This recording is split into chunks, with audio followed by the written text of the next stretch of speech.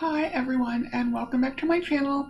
My name's Sophie, and this channel is chronicling my journey to get my life back after having been diagnosed with some chronic illnesses. I know I said a couple videos ago that this video was going to be sort of a doctor update, but one of my appointments this week got canceled, so we're going to hold off on the update until next weekend.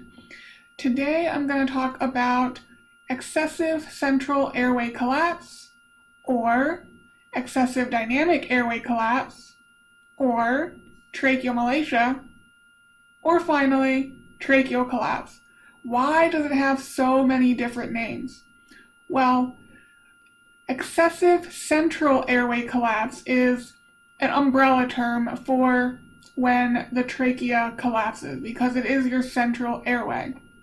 Now, some people differentiate between excessive dynamic airway collapse and tracheomalacia because they say that tracheomalacia is when the front part of the trachea collapses versus excessive dynamic airway collapse is when the back of the trachea collapses. Tracheal collapse is sort of what I call it, because it's easier than tracheomalacia or excessive dynamic airway collapse. It's easier from all of those. It's the easiest one to say, and it gives you an idea of what's actually happening. So we could really split hairs about whether or not tracheomalacia and excessive dynamic airway collapse are really two distinct things. It seems that the trend is moving in that direction. But for purposes of this video, I am going to call it tracheal collapse because it is much shorter to say. So I will go into a little more detail as to how my tracheal collapse was found. I will show images of what the tracheal collapse looks like. And I should also be able to find the bronchial collapse. So I technically have tracheobronchomalacia, or I guess that's still technically excessive dynamic airway collapse. I don't really know what it falls into once the mainstem bronchi are also collapsing, because it would appear from looking at it that my cartilage, the front of the airway, is not collapsing, and that's what the malacia on the end of tracheomalacia is a softening of the cartilage. And my cartilaginous rings look normal. So I'm not 100% sure it's technically tracheobronchomalacia, but again, for purposes, it's just all going to be tracheal collapse. But I do have my trachea collapsing as well as my mainstem bronchi collapsing. And if you stick with me, I will have pictures of all of this to explain what it is I'm exactly talking about. But this was found for me in December of 2020 on a high-res CT scan. So they take images both when you inhale and hold your breath, as well as when you exhale and hold your breath. And that really gives them a better idea of what is going on with your airway and with your lungs during those two different stages of breathing. So that is how mine was found. I did have a high-res CT in September of 2020. It was not found then, though I have been told that it was present at that time, that maybe the radiologist just wasn't familiar with it, and so it was not in the actual report. So now let's move into the images. So these are two of my CT scans. The one on the left was from September of 2020. And as you can see in the middle, that football-shaped black area is the trachea, and the smaller triangular-shaped below it is the esophagus. The trachea is nice and open, and the one on the right, you can see the trachea now looks like a frowny face, as it is very much collapsed. Similarly, These CT scans show the mainstem bronchi, which if you think of the trachea and mainstem bronchi as an upside down Y, these are the two arms at the bottom of that upside down Y. In the side, the left side being more open in these photos, and then the photo on the right, them being more collapsed, just like the trachea in the prior photo. So, those were my CT scans.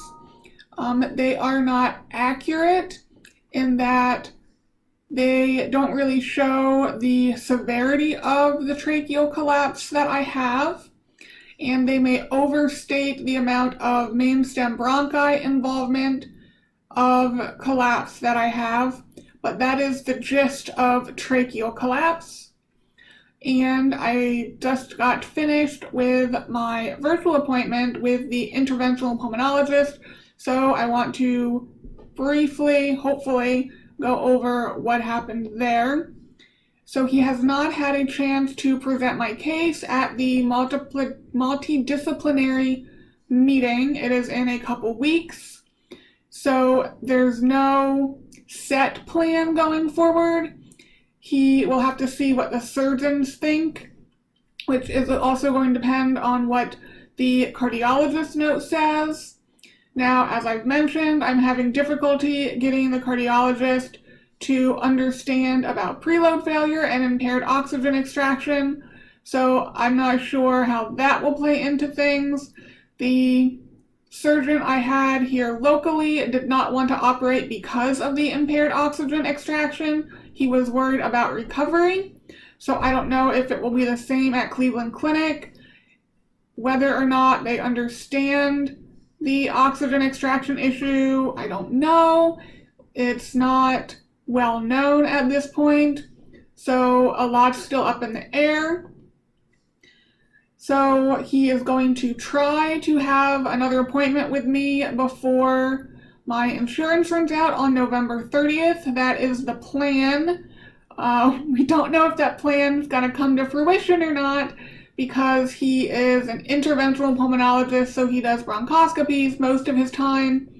So it will have to somehow fit into his schedule as well as be after all of the multidisciplinary meeting and the cardiologist appointment, which basically only leaves November 30th. And he seemed to give the impression that he was in clinic that day. Anyway, that's the to be continued. I don't know what's going to happen with that. I did ask a lot of questions regarding what kind of impact this collapse may or may not be having. I asked if when I do things like planks or swimming, my heart rate gets really high and I'm really short of breath. And he said anything that you bear down for, that you are tightening your core for, is going to cause more collapse. So those things are likely, it's at least contributing to the shortness of breath and the increased heart rate.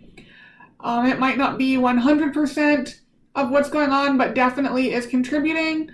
So basically he said anything where you are tightening and bearing down is just not good for me, which of course is ironic since for preload failure you want to do things supine, like swimming. So I guess the recumbent bike is as good as a compromise as I'm going to get with that, which is fine. Or just know that swimming will not be good because I cannot keep my core tight. Same with planks and whatnot. My heart rate spikes to like 150 when I try to do a plank. It's really crazy. I also asked if it could be responsible for some of the abnormalities in my pulmonary function test. The answer was yes, it could be. It could also be playing a role for the blunted tidal response that was shown on my cardiopulmonary exercise test that I had here locally, which was that I wasn't getting in enough air. Normally you double or triple your tidal volume during intense exercise, and mine only went up less than 1.5%. So he said if I'm unable to get the air out, that it could be inhibiting me from getting more air in, which makes sense.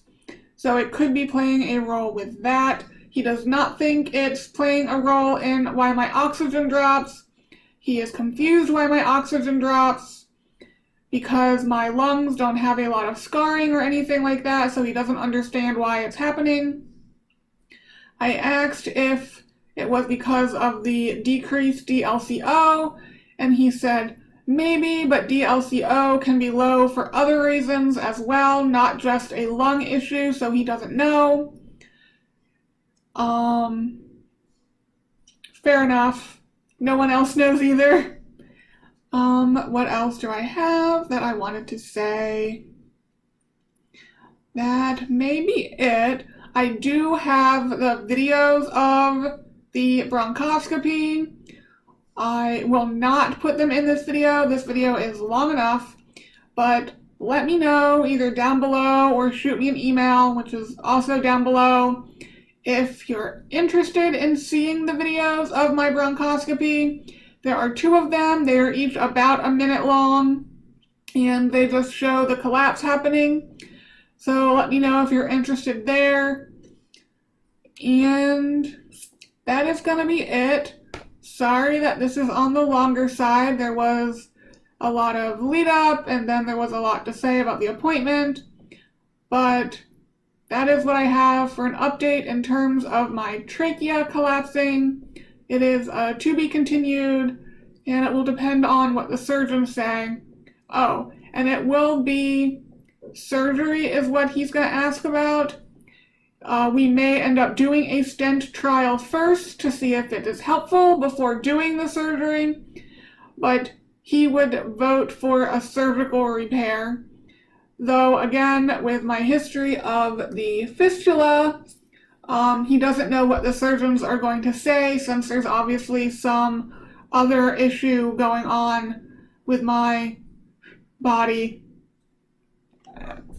But anyway, that's all I have for now for this video. I have more, but not for this video.